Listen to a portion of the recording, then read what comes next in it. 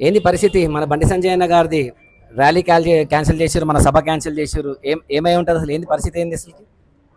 నిన్న బండి సంజయ్ అన్న గారి స్పీచ్ విన్నారు కదా అందరూ. స్పీచ్ లో ఏమన్నారు? అది వినంగానే మొత్తం ప్రతిపక్షాలకంతా వణుకు పుట్టింది, కింద భూములు కదిలినాయి ముందు. దాంతో ఇవాళ మన మీనాక్షి అమ్మవారి ఇదేంటి రహమత్ నగర్ లో సభను క్యాన్సిల్ చేసింది. ఎందుకు క్యాన్సిల్ చేసారు రేవంత్ రెడ్డి గారి ప్రభుత్వం అని అంటే ఎంఐఎం బామర్దుల కోసం అని చెప్పేసి అని ఇవాళ మన సభను క్యాన్సిల్ చేయించారు. అర్థమవుతుంది అందరికి. బామర్దుల భయానికి బావా సంజయ్ అన్న సభని క్యాన్సిల్ చేసింది. అది ముచ్చట. బొమ్మర్దులు అంటే అంత భయం. మస్తు బొమ్మర్దులు అంటే ఎవరు? బీఆర్ఎస్ కాంగ్రెస్ ఎంఐఎం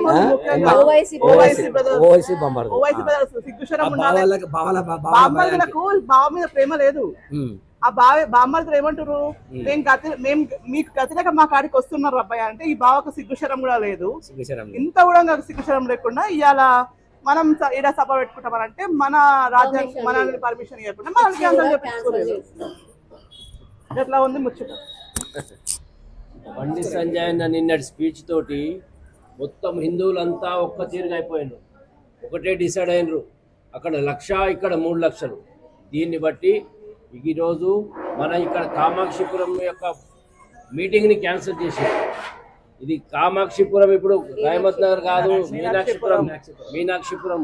అందు గురించి అని చెప్పేసి ఇంకా డౌటే లేదు. భారతీయ జనతా పార్టీ నిన్నటితోటి ఎప్పుడైతే రేవంత్ రెడ్డి ముస్లిం అయితే కాంగ్రెస్ అయితే ముస్లిం అన్నాడో ఆ అంకల్ కథపైపోయింది. ఒక్కొక్కరు కొంచెం హిందువులు అంతా ఒక్కటైపోయిందన్నా. మొత్తం వచ్చేస్తున్నదే. ఈరోజు జూబ్లీహిల్స్ లో చూడండి, రేపు 14వ తారీఖు నాడు ఇప్పుడైతే ఏదో తట్టుకుంటున్నావు జూబ్లీహిల్స్ లో డెఫినెట్ గా రేపు 14వ తారీఖున భారతీయ జనతా పార్టీ విజయడంకా మోగిస్తుంది. भारत माता की जय।